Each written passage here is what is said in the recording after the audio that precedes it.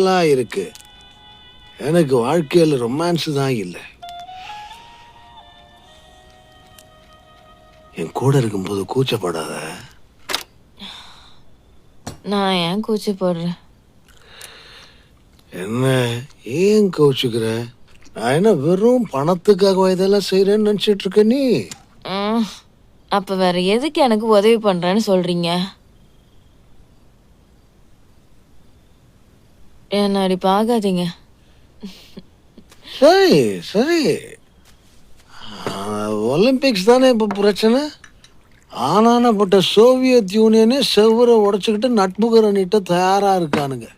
நமக்கு நடுவுல இருக்கிற செவரை உடைச்சுக்கிட்டு ரெண்டா இருக்கலாம்ல.